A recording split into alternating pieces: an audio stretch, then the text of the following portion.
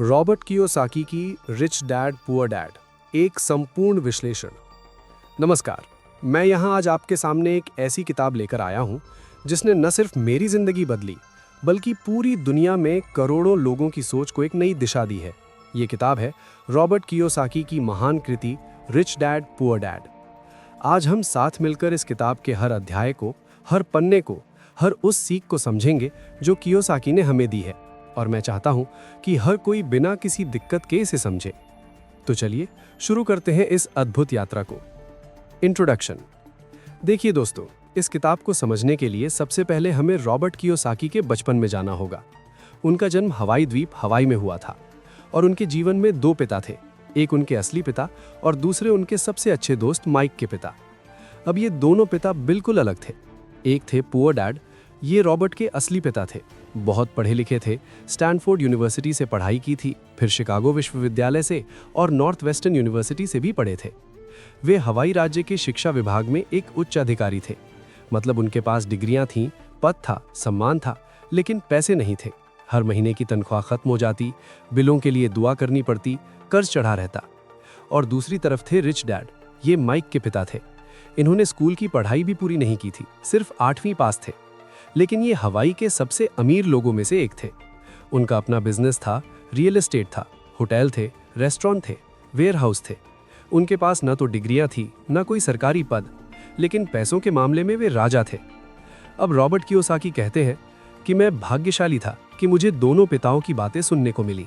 एक कहता था, पढ़ लिख कर अच्छी नौकरी करो, सरकारी नौकरी सबसे सुरक्षित है, पैसे बचाओ, रिस्क मत लो।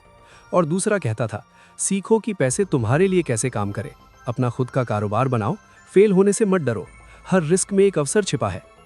कियोसाकी कहते हैं, मैंने दोनों की बातें सुनी, लेकिन जब फैसला करने की बारी आई तो मैंने रिच डैड का रास्ता चुना, क्योंकि मैं देखता था कि मेरे असली पिता, जो इतने पढ़े लिखे थे, हर शाम थके हारे घर लौटते थे, बिलों की चिंता करते थे और उनकी आंखों में वो चमक नहीं थी। और दूसरी तरफ माइक के पिता, जिन्होंने स्कूल भी पूरा नहीं किया, वे हंसते मुस्कुराते अपना काम करते, उनके पास समय था, पैसा था और आज़ादी थी। तो ये थी किताब की नींव, दो पिता, दो अलग नजरिए, दो अलग जिंदगियां। और इसी के साथ रॉबर्ट कियोसाकी ने हमें वो सवाल दिया जो आज भी हम सबको परेशान करता है कि आखिर अमीर अपने बच्चों को पैसे के बारे में ऐसा क्या सिखाते हैं जो गरीब और मिडिल क्लास के लोग नहीं सिखा पाते। अध्याय 1, अमीर पैसे के लिए काम नहीं करते, the rich don't work for money. अब आते हैं किताब के पहले और सबसे महत्वपूर्ण अध्याय पर। रॉबर्ट कियोसाकी कहते हैं कि यह अध्याय मेरे लिए सबसे जादुई है, इसने मेरी जिंदगी बदल दी। बात 1956 की है। रॉबर्ट 9 साल के थे, उनके दोस्त माइक भी 9 साल के। दोनों स्कूल में पढ़ते थे और उन दिनों उनके स्कूल में दूसरे बच्चे थे जिनके पास पैसे थे, अच्छे कपड़े थे, नए खिलौने थे। रॉबर्ट और माइक गरीब इलाके से आते थे, उनके पास कुछ नहीं था। तो एक दिन उन्होंने तय किया, हमें भी अमीर बनना है, लेकिन कैसे? पहले उन्होंने सोचा, चलो सिक्के बनाते हैं। उन दिनों स्कूल में बच्चे शीशे की ट्यूब लाते थे। उन्होंने वो ट्यूबें इकट्ठी की, उन्हें पिघलाया और उनसे सिक्के ढालने की कोशिश की, लेकिन असफल रहे। तब रॉबर्ट के पिता ने कहा, बेटा, अगर तुम अमीर बनना चाहते हो तो माइक के पिता से जाकर सीखो कि पैसे कैसे कमाए जाते हैं। तो दोनों दोस्त माइक के पिता रिच डैड के पास गए। रिच डैड ने कहा, ठीक है, मैं तुम्हें सिखाऊंगा, लेकिन तुम्हें मेरे लिए काम करना होगा। मैं तुम्हें हर शनिवार को 3 घंटे काम पर रखूंगा और हर घंटे के 10 सेंट दूंगा। रॉबर्ट और माइक राजी हो गए। वे हर शनिवार को रिच डैड की एक छोटी सी दुकान पर जाते जहां किराने का सामान बिकता था। उनका काम था डिब्बों से धूल झाड़ना, सामान सजाना, दुकान साफ करना। 3 घंटे की मेहनत के बाद उन्हें 30 सेंट मिलते। 4 हफ्ते बीत गए। एक दिन रॉबर्ट गुस्से में रिच डैड के पास गया और बोला, अंकल, आपने कहा था हमें सिखाएंगे पैसे कमाना, लेकिन आप तो हमसे सिर्फ काम करवा रहे हैं और 10 सेंट दे रहे हैं। ये तो बहुत कम है। मेरे पिता कहते हैं कि मजदूरों को कम से कम 25 सेंट प्रति घंटा मिलना चाहिए। रिच डैड मुस्कुराए। उन्होंने कहा, बेटा बैठो, आज मैं तुम्हें जिंदगी का सबसे बड़ा सबक सिखाने जा रहा हूं। और फिर उन्होंने वो बात कही जो आज पूरी दुनिया जानती है। ज्यादातर लोग पैसे के लिए काम करते हैं, डर और लालच के कारण। उन्हें डर होता है, अगर मैंने काम नहीं किया तो बिल कैसे भरूंगा, किराया कैसे दूंगा, बच्चों की फीस कैसे भरेगा। ये डर सुबह उठाकर ऑफिस ले जाता है और जब तनख्वाह मिलती है तो लालच जागता है, नई गाड़ी लेनी है, नया फोन लेना है, नए कपड़े लेने हैं। पैसा आते ही खर्च हो जाता है। फिर अगले महीने फिर वही डर, फिर वही लालच। यही एक अंतहीन चक्र है। मैं इसे रैट रेस कहता हूँ, चूहा दौड़। दर्शकों की ओर देखते हुए, आप सोचिए, क्या आप भी इस रैट रेस में फंसे हैं? सुबह उठो, ऑफिस जाओ, बॉस के सामने हाँ में हाँ मिलाओ, शाम को थके हारे घर आओ, थोड़ा आराम करो, फिर सो जाओ। अगले दिन फिर वही, महीने की तनख्वाह आती है तो ईएमआई भरो, क्रेडिट कार्ड का बिल भरो, शॉपिंग करो, महीना खत्म, पैसे खत्म, फिर उधार, फिर कर्ज, फिर अगली तनख्वाह का इंतजार। यही तो रैट रेस है। रिच डैड ने आगे कहा, रॉबर्ट, मैंने तुम्हें 10 सेंट दिए क्योंकि मैं चाहता था कि तुम इस बात से नाराज हो। मैं चाहता था कि तुम समझो कि अगर तुम जिंदगी भर किसी और के लिए काम करोगे तो तुम हमेशा इसी दौड़ में फंसे रहोगे। इससे बाहर निकलने का एक ही रास्ता है, अपने दिमाग का इस्तेमाल करो। उन्होंने समझाया, देखो, जब तुम मेरे लिए काम करते हो तो तुम पैसे के लिए काम कर रहे हो, लेकिन अमीर लोग ऐसा नहीं करते। अमीर लोग पैसे को अपने लिए काम पर लगाते हैं। वे ऐसी संपत्तियां खरीदते हैं जो उनके लिए पैसे पैदा करें। तुम्हें भी यही सीखना है। इसी सबक को समझते हुए रॉबर्ट और माइक ने कुछ अलग किया। उन्होंने दुकान से बेकार पड़ी कॉमिक किताबें इकट्ठी की। उन दिनों वहां एक कमरा खाली पड़ा था। उन्होंने उस कमरे को साफ किया, वहां कॉमिक किताबें सजाईं और एक छोटा सा लेंडिंग लाइब्रेरी खोल दिया। बच्चों से 10 सेंट लेते थे और वे 2 घंटे तक कॉमिक्स पढ़ सकते थे। ये उनका पहला बिजनेस था। उन्होंने पैसे के लिए काम नहीं किया, उन्होंने एक सिस्टम बनाया जो उनके लिए पैसे लाया। रॉबर्ट कियोसाकी कहते हैं कि यही फर्क है गरीब और अमीर में। गरीब पैसे के लिए काम करता है, अमीर पैसे से काम लेता है। तो दोस्तों, पहले अध्याय से हम ये सीखते हैं कि अपनी भावनाओं को पहचानो। डर और लालच को अपने फैसलों पर हावी मत होने दो। जब तुम पैसे की चिंता में काम करते हो तो तुम कभी उस चक्र से बाहर नहीं निकल पाओगे। बाहर निकलना है तो अपने दिमाग का इस्तेमाल करो, अवसर तलाशो और ऐसे रास्ते बनाओ जहां पैसा तुम्हारे लिए काम करे। अध्याय 2, वित्तीय साक्षरता क्यों जरूरी है? Why teach financial literacy. अब दूसरा अध्याय। इसमें रॉबर्ट कियोसाकी सबसे बुनियादी सवाल उठाते हैं कि भाई, हम स्कूल में इतना कुछ पढ़ते हैं, गणित, विज्ञान, इतिहास, भूगोल, लेकिन हमें कभी नहीं पढ़ाया जाता कि पैसे कैसे कमाए जाते हैं, बचाए जाते हैं, निवेश कैसे किए जाते हैं। वे कहते हैं, वित्तीय साक्षरता सबसे जरूरी चीज है और इसका सबसे बुनियादी सूत्र है एसेट और लायबिलिटी का फर्क समझो। अब यहाँ एक कंफ्यूजन है। ज्यादातर लोग सोचते हैं मेरा घर मेरी सबसे बड़ी एसेट है, लेकिन रिच डैड कहते थे बिल्कुल गलत। अगर तुमने बैंक से लोन लेकर घर खरीदा है और हर महीने ईएमआई भर रहे हो तो वो एसेट नहीं, लायबिलिटी है, क्योंकि वो तुम्हारी जेब से पैसा निकाल रहा है। कियोसाकी की सबसे मशहूर परिभाषा याद रखिए, एसेट वो चीज है जो तुम्हारी जेब में पैसा डाले, लायबिलिटी वो चीज है जो तुम्हारी जेब से पैसा निकाले। उदाहरण देते हुए सोचो, तुमने एक कमर्शियल शॉप खरीदी और उसे किराए पर उठा दिया। हर महीने तुम्हें 50,000 रुपए किराया मिल रहा है। ये एसेट है क्योंकि ये तुम्हारी जेब में पैसा डाल रहा है। तुमने एक कार खरीदी लोन लेकर, हर महीने 20,000 रुपए ईएमआई जा रही है, पेट्रोल में 5,000, सर्विसिंग में 2,000। ये लायबिलिटी है क्योंकि ये तुम्हारी जेब से पैसा निकाल रहा है। अब देखो, मिडिल क्लास का आदमी क्या करता है? उसे थोड़े पैसे मिलते हैं तो वो सोचता है चलो एक अच्छी गाड़ी ले लो। गाड़ी लेता है, ईएमआई शुरू होती है। फिर सोचता है अब अपना घर होना चाहिए, घर लेता है, ईएमआई और बढ़ जाती है। फिर सोचता है अब फर्नीचर चाहिए, एसी चाहिए, टीवी चाहिए, सब लोन पर लेता है। उसकी इनकम भले ही 1 लाख हो, लेकिन उसकी लायबिलिटीज उससे भी ज्यादा है। वो जिंदगी भर कमाता है और सब लायबिलिटीज में चला जाता है। अमीर आदमी क्या करता है? उसे पैसे मिलते हैं तो वो सबसे पहले एसेट खरीदता है। हो सकता है वो आज भी पुरानी गाड़ी चला रहा हो, किराए के मकान में रह रहा हो, लेकिन उसके पास शेयर है, बॉन्ड्स है, रियल एस्टेट है, छोटे छोटे बिजनेस है। ये सब एसेट उसके लिए पैसे पैदा कर रहे हैं। जब इन एसेट से इतना पैसा आने लगता है कि वो अपनी सारी लायबिलिटीज आराम से पूरी कर सके, तब वो नई गाड़ी लेता है, नया घर लेता है। रॉबर्ट कियोसाकी कहते हैं, ये मायने नहीं रखता कि तुम कितना कमाते हो, ये मायने रखता है कि तुम कितना बचा पाते हो और तुम्हारे पैसे तुम्हारे लिए कितना कमाते हैं। वे एक उदाहरण देते हैं। मान लो एक आदमी साल में 1 करोड़ कमाता है, दूसरा आदमी साल में 10 लाख कमाता है। पहले आदमी के पास 1 करोड़ है, लेकिन उसके खर्चे भी 1 करोड़ है और उसके पास कोई एसेट नहीं है। दूसरे आदमी के पास 10 लाख है, लेकिन उसके खर्चे सिर्फ 5 लाख है और उसने 5 लाख की एसेट खरीद रखी है जो उसे सालाना 2 लाख अतिरिक्त दे रही है। अब बताओ, असली अमीर कौन है? दूसरा आदमी है ना, क्योंकि उसकी एसेट बढ़ रही है, उसकी नेट वर्थ बढ़ रही है। पहले आदमी की नेट वर्थ 0 है, वो 1 महीने बेरोजगार रह गया तो डूब जाएगा। तो दोस्तों, दूसरे अध्याय की सीख ये है कि अपने एसेट कॉलम को बढ़ाओ और लायबिलिटी कॉलम को घटाओ। हर महीने अपनी इनकम का कुछ हिस्सा ऐसी चीजों में लगाओ जो तुम्हारे लिए पैसे पैदा करें, चाहे वो छोटी शुरुआत हो, लेकिन लगातार करो। अध्याय 3, अपने खुद के कारोबार की फिक्र करो, माइंड योर ओन बिजनेस। तीसरे अध्याय में कियोसाकी एक और महत्वपूर्ण बात कहते हैं। वे कहते हैं, लोग अपनी नौकरी पर तो ध्यान देते हैं, लेकिन अपने बिजनेस पर नहीं। अब समझिए, जब तुम किसी कंपनी में काम करते हो तो तुम उस कंपनी के मालिक को अमीर बना रहे हो। तुम्हारी मेहनत से उसका बिजनेस चल रहा है, उसका मुनाफा बढ़ रहा है और बदले में वो तुम्हें तनख्वाह देता है। ये तुम्हारी नौकरी है। लेकिन तुम्हारा बिजनेस क्या है? तुम्हारा बिजनेस है तुम्हारी एसेट खरीदना। तुम्हारा बिजनेस है ऐसी चीजें जमा करना जो तुम्हारे लिए पैसे पैदा करें। रॉबर्ट कियोसाकी ये नहीं कहते कि तुम नौकरी छोड़ दो। वे कहते हैं नौकरी करो लेकिन साथ में अपना बिजनेस भी चलाओ, अपने एसेट कॉलम पर ध्यान दो। वे कहते हैं रिच डैड हमेशा कहते थे जब तक तुम अपना खुद का बिजनेस नहीं बनाओगे तब तक तुम किसी और के बिजनेस को अमीर बनाते रहोगे। अब यहाँ एक शानदार उदाहरण है जो कियोसाकी देते हैं। वे मैकडॉनल्ड्स के फाउंडर रे क्रॉक की कहानी सुनाते हैं। एक दिन रॉबर्ट कियोसाकी रे क्रॉक से मिले। उन्होंने पूछा, सर, आप दुनिया के सबसे सक्सेसफुल फास्ट फूड चेन चलाते हैं, बताइए आप दुनिया के सबसे अच्छे हैमबर्गर कैसे बनाते हैं? रे क्रॉक मुस्कुराए और बोले, रॉबर्ट, मैं हैमबर्गर बिजनेस में नहीं हूं। रॉबर्ट हैरान, तो फिर किस बिजनेस में हैं आप? रे क्रॉक, मैं रियल एस्टेट बिजनेस में हूं। अब समझिए, रे क्रॉक जानते थे कि हैमबर्गर बेचकर जो कमाई होती है वो तो ठीक है, लेकिन असली कमाई है उस जमीन से जिस पर उनके रेस्टोरेंट है। दुनिया के हर बड़े शहर में सबसे अच्छे लोकेशन पर उनके रेस्टोरेंट है। वो जमीन उनकी है, वो उनकी सबसे बड़ी एसेट है। तो दोस्तों, अपना बिजनेस क्या है ये समझिए।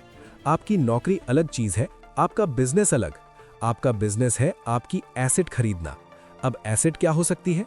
कियोसाकी बताते हैं, एक, बिजनेस जिसमें तुम्हें खुद मौजूद रहने की जरूरत ना हो। अगर तुम्हें खुद दुकान पर बैठना पड़े तो वो जॉब है, बिजनेस नहीं। 2, शेयर, कंपनियों में हिस्सेदारी। 3, बॉन्ड, सरकार या कंपनियों को उधार देना। 4, म्यूचुअल फंड, एक्सपर्ट के हाथ में पैसा देना। 5, रेंटल प्रॉपर्टी, किराए पर उठाया गया मकान, दुकान, ऑफिस। 6, रॉयल्टी, किताबें, गाने, पेटेंट से होने वाली कमाई। 7, और कुछ भी जो तुम्हारे लिए पैसे पैदा करे। तो आज से शुरू करो। अपनी नौकरी के साथ साथ हर महीने कुछ पैसे बचाकर एक छोटी सी एसेट खरीदो। हो सकता है पहले महीने तुम एक शेयर खरीदो, दूसरे महीने एक और। धीरे धीरे तुम्हारा एसेट कॉलम बढ़ेगा और जब ये एसेट इतनी बढ़ जाएगी कि उससे होने वाली कमाई तुम्हारी नौकरी की सैलरी से ज्यादा हो जाएगी, तब तुम सोच सकते हो अब नौकरी की जरूरत है या नहीं। अध्याय 4, टैक्स का इतिहास और कॉरपोरेशन की ताकत, the history of taxes and the power of corporations. अब ये अध्याय थोड़ा टेक्निकल है लेकिन बहुत जरूरी है। रॉबर्ट कियोसाकी कहते हैं ज्यादातर लोग टैक्स को लेकर डरे रहते हैं। वे सोचते हैं सरकार हमसे इतना टैक्स क्यों लेती है, लेकिन अमीर लोग टैक्स को अलग नजरिए से देखते हैं। वे बताते हैं कि टैक्स का इतिहास क्या है। पुराने जमाने में टैक्स सिर्फ अमीरों पर लगता था। फिर एक दिन एक आइडिया आया, रॉबिन हुड थ्योरी, यानी अमीरों से लो और गरीबों को दो। सरकार ने कहा हम अमीरों पर ज्यादा टैक्स लगाएंगे और उस पैसे से गरीबों की मदद करेंगे। लेकिन हुआ क्या? असल में अमीर लोग बहुत स्मार्ट होते हैं। उनके पास अकाउंटेंट होते हैं, वकील होते हैं, फाइनेंशियल एडवाइजर होते हैं। उन्होंने कानून में ऐसे रास्ते ढूंढ लिए कि उन्हें टैक्स में बचत मिले। और आज जो हकीकत है वो ये है कि टैक्स का सबसे ज्यादा बोझ मिडिल क्लास और गरीब लोगों पर पड़ता है। कियोसाकी कहते हैं ये आयरनी है, जो लोग अमीरों से टैक्स लेकर गरीबों को देना चाहते थे, आज वही गरीब और मिडिल क्लास सबसे ज्यादा टैक्स दे रहे हैं। अब यहाँ सबसे महत्वपूर्ण चीज आती है, कॉरपोरेशन की ताकत। समझिए, 2 तरह के लोग होते हैं। एक, कर्मचारी, एम्प्लॉई। ये लोग कमाते हैं, फिर उनकी सैलरी से टैक्स कटता है, फिर बचे पैसे से वो खर्च करते हैं। 2, बिजनेस मालिक या कॉरपोरेशन। ये लोग कमाते हैं, फिर सबसे पहले जितना हो सके उतना खर्च यानी एक्सपेंस करते हैं। गाड़ी, यात्रा, हेल्थ इंश्योरेंस, लंच, डिनर, यहाँ तक कि घर का कुछ खर्च भी कंपनी के नाम पर डाल देते हैं और जो बचता है उसी पर टैक्स देते हैं। ये पूरी तरह कानूनी है, ये टैक्स कोड में लिखा है। अमीर लोग इसी का फायदा उठाते हैं। रॉबर्ट कियोसाकी एक उदाहरण देते हैं। मान लो एक आदमी है राजेश, वो एक कंपनी में नौकरी करता है, सालाना 50 लाख कमाता है। उसकी सैलरी से 30% टैक्स कट गया, बचे 35 लाख। अब वो इन 35 लाख में से अपनी गाड़ी, घर, बीमा, यात्रा सब खुद ही भरता है। दूसरा आदमी है सुरेश, उसने एक कंपनी बनाई है, वो भी 50 लाख कमाता है, लेकिन वो कंपनी के नाम पर एक गाड़ी लेता है, कंपनी का खर्च, कंपनी के नाम पर एक घर किराए पर लेता है, कंपनी का खर्च, कंपनी के नाम पर बीमा कराता है, कंपनी का खर्च, बिजनेस मीटिंग के नाम पर घूमता है, कंपनी का खर्च। इस तरह उसने 25 लाख रुपए कंपनी के खर्च में डाल दिए। अब कंपनी का मुनाफा हुआ 25 लाख। इस 25 लाख पर टैक्स लगा 25%, कॉर्पोरेट टैक्स कम होता है। बचे 18.75 लाख और कंपनी के मालिक के तौर पर वो ये पैसे निकाल सकता है या कंपनी में ही रख सकता है। अब देखिए, राजेश को 50 लाख में से 35 लाख मिले, सुरेश को 50 लाख में से 43.75 लाख मिले, 25 लाख खर्च प्लस 18.75 मुनाफा। सुरेश के पास ज्यादा पैसे बचे और वो कानूनी तरीके से बचे। कियोसाकी कहते हैं, मैं ये नहीं कह रहा कि टैक्स मत दो, मैं ये कह रहा हूं कि टैक्स कोड को समझो और कानून के दायरे में रहकर उसका फायदा उठाओ। वे आगे कहते हैं, अमीर लोगों के पास एक सीक्रेट हथियार है, कॉरपोरेशन। कॉरपोरेशन एक कानूनी इकाई है, एक अलग व्यक्ति की तरह। ये तुम्हारी एसेट को प्रोटेक्ट कर सकती है, तुम्हारा टैक्स बचा सकती है और तुम्हें अनलिमिटेड ग्रोथ का मौका दे सकती है। तो दोस्तों, चौथे अध्याय से हम सीखते हैं, वित्तीय शिक्षा लो, टैक्स कोड को समझो। अगर तुम बड़ा सोच रहे हो तो कॉरपोरेशन बनाने के बारे में सोचो, और हाँ, एक अच्छा अकाउंटेंट रखो जो तुम्हें कानूनी तरीके से टैक्स बचाने में मदद कर सके। अध्याय 5, अमीर पैसा बनाते हैं, द रिच इन्वेंट मनी। 5वां अध्याय बहुत रोचक है। रॉबर्ट कियोसाकी कहते हैं, अमीर पैसा बनाते हैं, मतलब वे सिर्फ पैसे कमाने का इंतजार नहीं करते, वे ऐसे अवसर खड़े करते हैं जहां से पैसा आए। वे बताते हैं कि अमीर लोगों की सोच अलग होती है। जहां एक आम आदमी को सिर्फ रिस्क नजर आता है, वहां अमीर आदमी को एक अवसर नजर आता है। कियोसाकी खुद का एक उदाहरण देते हैं। 1970 की दशक की बात है, वे वियतनाम वॉर में थे, फिर लौटे और जीरोक्स कंपनी में सेल्समैन की नौकरी करने लगे। उनकी शादी हुई, बच्चा हुआ, लेकिन उनका दिमाग हमेशा ये सोचता रहता था कि पैसे कैसे बनाए जाएं। उन दिनों रियल एस्टेट का बाजार मंदी में था, हवाई में कीमतें गिर रही थीं, लोग बेचने को मजबूर थे। सब कह रहे थे कि रियल एस्टेट में मत जाओ, बहुत रिस्क है। लेकिन रिच डैड ने सिखाया था, जब बाजार में डर हो तब अवसर होता है। तो कियोसाकी ने अपनी पत्नी से कहा, चलो एक छोटा सा कॉन्डो खरीदते हैं। पत्नी ने कहा, पागल हो गए हो, हमारे पास पैसे ही नहीं है। कियोसाकी ने कहा, पैसे की चिंता मत करो, हम पैसे बना लेंगे। उन्होंने एक छोटा सा टूटा फूटा कॉन्डो ढूंढा जिसकी कीमत थी $45,000। मालिक बेचने को मजबूर था। कियोसाकी ने कहा, मेरे पास $5,000 है, बाकी के लिए मैं बैंक से लोन ले लूंगा। बैंक ने लोन दे दिया क्योंकि कॉन्डो की कीमत थी $45,000। फिर उन्होंने वो कॉन्डो थोड़ा ठीक किया, पेंट करवाया, साफ करवाया और फिर उसे किराए पर उठा दिया। किराया $500 प्रति महीना था, EMI थी $300, टैक्स और मेंटेनेंस था $100, मतलब हर महीने $100 उनकी जेब में आ रहे थे। और फिर 2 साल बाद जब बाजार सुधरा, उन्होंने वो कॉन्डो $65,000 में बेच दिया। $20,000 का फायदा हुआ। अब यहाँ देखिए कियोसाकी ने पैसे कैसे बनाए। उन्होंने एक ऐसा अवसर देखा जो दूसरों ने नहीं देखा। जब बाजार मंदी में था, सब डरे हुए थे, तब उन्होंने खरीदा, और जब बाजार तेजी में था तब बेचा। रॉबर्ट कियोसाकी कहते हैं, पैसा बनाने के लिए 3 चीजें चाहिए। 1, अवसर ढूंढने की क्षमता, वो चीज देखना जो दूसरे नहीं देख पाते। 2, पैसा जुटाने की क्षमता, लोन लेना, पार्टनर ढूंढना, क्रिएटिव फाइनेंसिंग करना। 3, स्मार्ट लोगों को संगठित करना, अपने से ज्यादा होशियार लोगों को अपने साथ लाना। वे कहते हैं, वित्तीय प्रतिभा हर किसी में होती है, बस उसे जगाने की जरूरत है, और वो तभी जागती है जब तुम एक्शन लेते हो, जब तुम रिस्क लेते हो, जब तुम फेल होने से नहीं डरते। तो 5वें अध्याय का संदेश है, क्रिएटिव बनो। अवसर हर जगह है, बस देखने का नजरिया चाहिए। जहां दूसरे मुसीबत देखते हैं, वहां तुम मौका देखो। अध्याय 6, सीखने के लिए काम करो, पैसे के लिए नहीं। Work to learn, don't work for money. 6ठा अध्याय करियर को लेकर हमारी सोच को पूरी तरह बदल देता है। रॉबर्ट कियोसाकी कहते हैं, ज्यादातर लोग नौकरी चुनते समय सिर्फ सैलरी देखते हैं, कितना मिलेगा, ये उनका पहला सवाल होता है। लेकिन असली सवाल होना चाहिए, मैं वहां क्या सीखूंगा। वे अपने रिच डैड की बात याद करते हैं। रिच डैड कहते थे, जॉब का मतलब है जस्ट ओवर ब्रोक, यानी बस किसी तरह गुजर बसर कर लेना। जो लोग सिर्फ पैसे के लिए काम करते हैं, वे कभी असली अमीर नहीं बन सकते। कियोसाकी खुद का उदाहरण देते हैं। जब वे जीरोक्स कंपनी में सेल्समैन बने तो उनकी सैलरी बहुत अच्छी थी, लेकिन असली वजह उनके जाने की थी, वे सेल्स सीखना चाहते थे। वे कहते हैं, मैं बहुत शर्मीला था, बात करने में डर लगता था, सेल्स मेरे लिए सबसे मुश्किल काम था, लेकिन मुझे पता था अगर मैं अमीर बनना चाहता हूं तो मुझे सेल्स आनी चाहिए। सेल्स और मार्केटिंग सबसे ज़रूरी स्किल्स हैं। उन्होंने जीरोक्स में 4 साल काम किया। पहले साल तो बहुत मुश्किल रहा, वे फेल होते रहे, लेकिन उन्होंने हार नहीं मानी। आखिरकार वे कंपनी के टॉप सेल्समैन बन गए और उन्होंने वो स्किल सीख ली कि कैसे किसी को भी कुछ भी बेचा जा सकता है। रॉबर्ट कियोसाकी कहते हैं, आज की दुनिया में सबसे महत्वपूर्ण स्किल्स हैं, 1 सेल्स, यानी किसी को भी कुछ भी बेचने की कला, 2. मार्केटिंग, यानी अपने प्रोडक्ट को सही तरीके से पेश करना। 3. अकाउंटिंग, यानी पैसे का हिसाब किताब रखना। 4. निवेश, यानी पैसे को पैसे में बदलना। 5. कानून, यानी टैक्स और कानूनी चीज़ों की समझ। जो लोग ये स्किल सीख लेते हैं वे कभी बेरोजगार नहीं हो सकते। चाहे कितनी भी मंदी आ जाए वे अपना रास्ता निकाल ही लेंगे। वे एक और उदाहरण देते हैं। मान लो तुम एक इंजीनियर हो, तुमने बहुत अच्छी इंजीनियरिंग सीखी है, लेकिन तुम सेल्स नहीं जानते, तो तुम हमेशा किसी और के लिए काम करोगे जो तुम्हारी स्किल को बेचना जानता है। अगर तुम सेल्स भी सीख लो तो तुम खुद का बिजनेस शुरू कर सकते हो, अपनी स्किल को खुद बेच सकते हो। कियोसाकी कहते हैं, अपने करियर को ऐसे बनाओ कि तुम हर साल कुछ नया सीख रहे हो। जब तुम एक स्किल सीख लो तो दूसरी स्किल सीखो। मल्टीपल स्किल्स वाले लोग ही इस दुनिया में टिकते हैं। वे मशहूर लेखक बकमिंस्टर फुलर का हवाला देते हैं, जिन्होंने कहा था, मैं नौकरी के लिए नहीं पढ़ता, मैं जीवन के लिए पढ़ता हूं। तो दोस्तों, छठे अध्याय का संदेश है, सीखते रहो।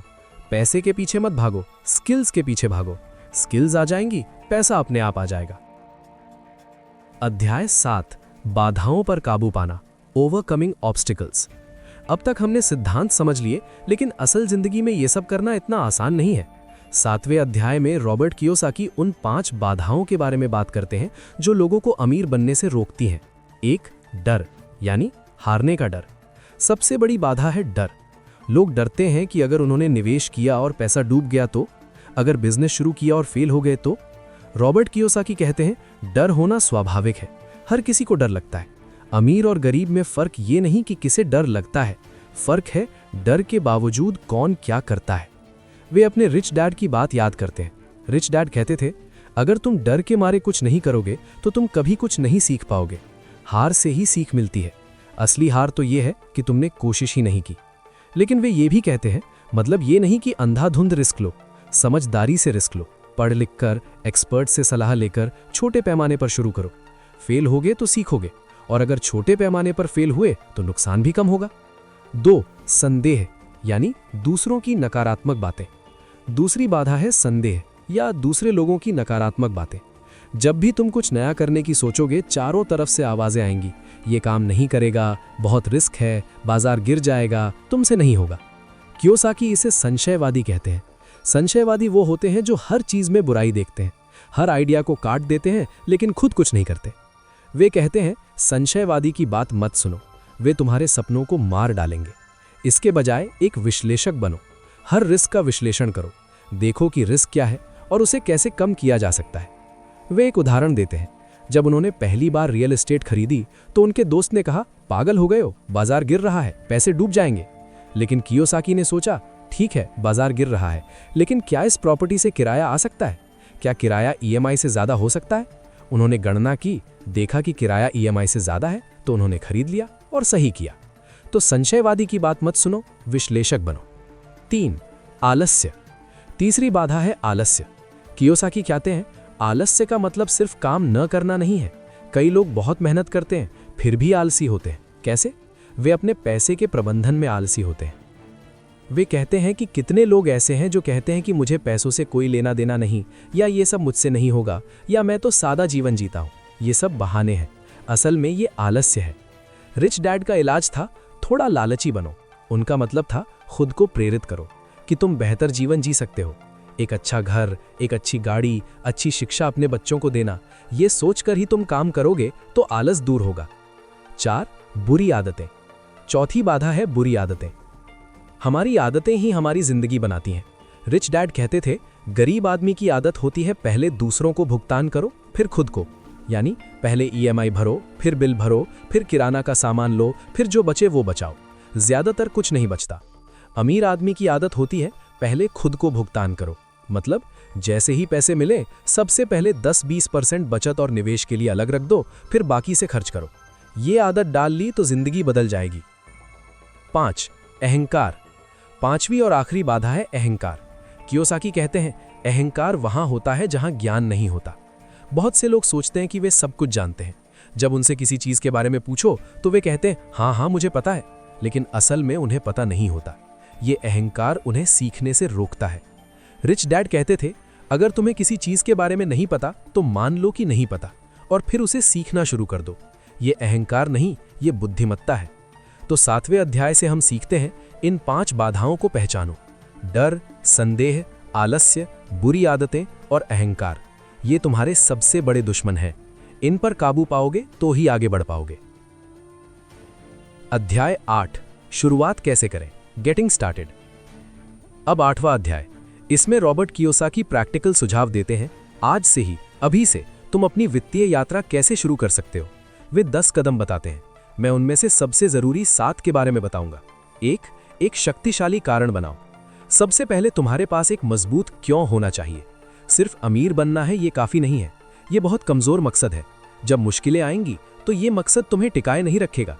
चाहिए एक बड़ा मकसद, जैसे मैं अपने बच्चों को बेहतरीन शिक्षा देना चाहता हूँ, मैं अपने माता पिता की हर ख्वाहिश पूरी करना चाहता हूँ, मैं आज़ादी से जीना चाहता हूँ, किसी के सामने हाथ नहीं फैलाना चाहता। कियोसाकी कहते हैं, जब तुम्हारे पास एक बड़ा कारण होगा तो तुम हर मुश्किल को पार कर सकोगे। ये कारण तुम्हारी एंकर होगा। 2, हर दिन चुनाव करो। हर दिन हमारे पास चुनाव होता है। हम अपना समय और पैसा कैसे बिताएं? ज्यादातर लोग फालतू चीजों में समय बिताते हैं। टीवी देखना, गॉसिप करना, सोशल मीडिया पर समय बर्बाद करना। कियोसाकी कहते हैं, हर दिन थोड़ा समय निकालो सीखने के लिए। सुबह उठो, एक किताब पढ़ो, एक पॉडकास्ट सुनो, एक ऑडियो बुक सुनो। अपने दिमाग का रोजाना विकास करो।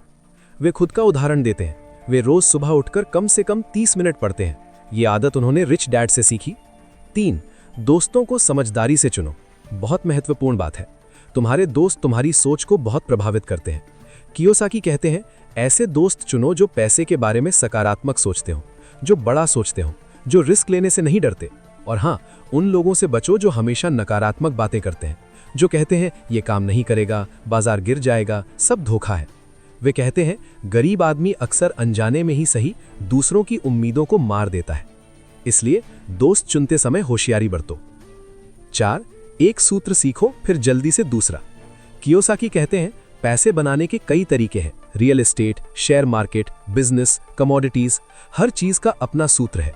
वे सलाह देते हैं, पहले एक सूत्र सीखो, उसे अच्छी तरह समझो, जब उसमें महारत हासिल हो जाए तो दूसरा सीखो। 5, अच्छे दलालों को अच्छा भुगतान करो। ये बहुत लोगों की गलती है।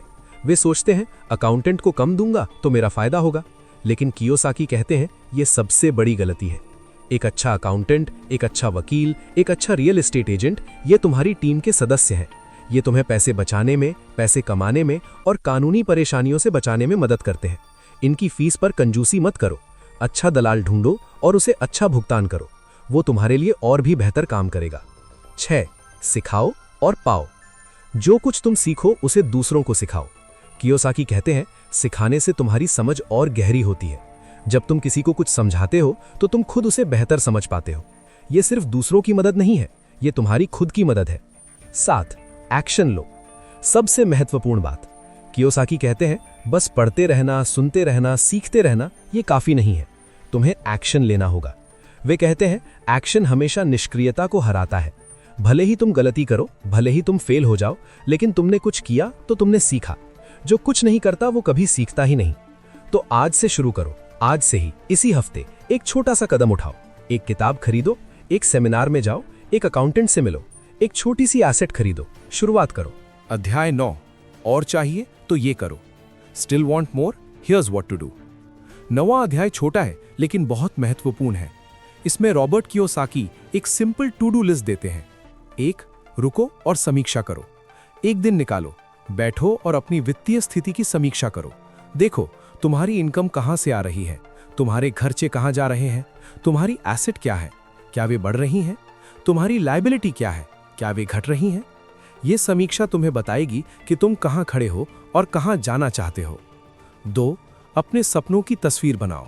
तुम 10 साल में खुद को कहां देखते हो, 20 साल में? उसकी एक तस्वीर बनाओ।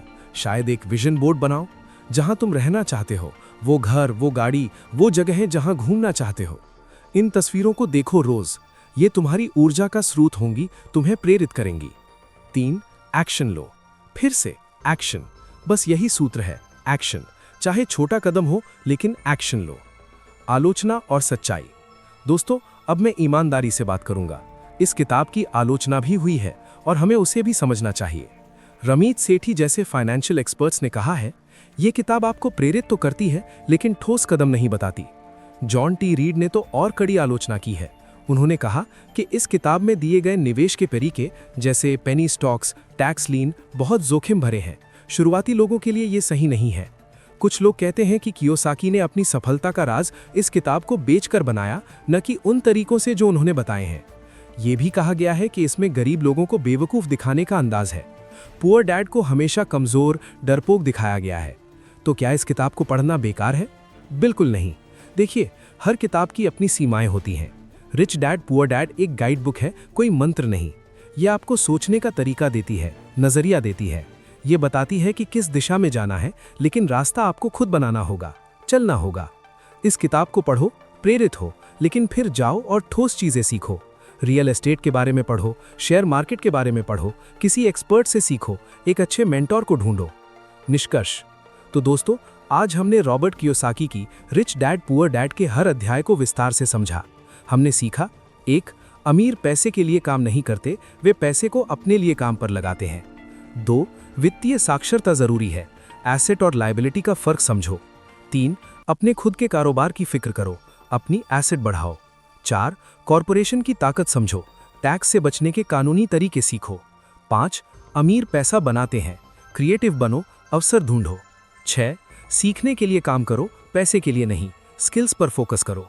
7. बाधाओं पर काबू पाओ, डर, संदेह, आलस्य, बुरी आदतें, अहंकार, इनसे लड़ो।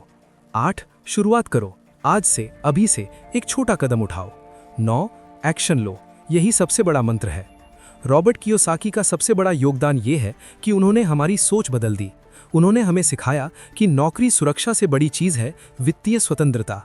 उन्होंने सिखाया कि जोखिम से भागने के बजाय उसे समझदारी से लेना सीखो। उन्होंने सिखाया कि हमारा दिमाग ही हमारी सबसे बड़ी एसेट है। इसे लगातार विकसित करो, सीखते रहो। आज इस भाषण के अंत में मैं आपसे एक सवाल पूछना चाहता हूँ। आप किस पिता की तरह सोच रहे हैं? पुअर डैड की तरह, जो सुरक्षा चाहता है, डरता है, कहता है मैं अमीर नहीं बन सकता, सरकार बहुत टैक्स ले लेती है, ये सब रिस्की है? या रिच डैड की तरह, जो सीखना चाहता है, अवसर ढूंढता है, कहता है मैं ये कर सकता हूँ, मैं अपने दिमाग का इस्तेमाल करूँगा, पैसा मेरे लिए काम करेगा? ये फैसला आपका है। यही फैसला तय करेगा कि आपकी जिंदगी कैसी होगी, गरीबी में, मध्यम वर्ग में या अमीरी में। तो उठिए, शुरुआत कीजिए, आज से ही, अभी से ही। और हाँ, याद रखिए, the richest people in the world build networks, everyone else is trained to look for work. Robert Kiyosaki. धन्यवाद। जय हिंद। अगर आपको ये ऑडियो बुक और विचार पसंद आए हों तो वीडियो को लाइक करें और अपने दोस्तों के साथ जरूर शेयर करें। ऐसी ही प्रेरणादायक ऑडियो बुक, मोटिवेशनल स्पीच और ज्ञानवर्धक कहानियां सुनने के लिए हमारे YouTube चैनल MK माइंडवेव को अभी सब्सक्राइब करें। बेल आइकन दबाना ना भूलें ताकि हमारी हर नई वीडियो की जानकारी सबसे पहले आप तक पहुंचे। धन्यवाद। मिलते हैं अगली वीडियो में एक और नई सोच और नई प्रेरणा के साथ।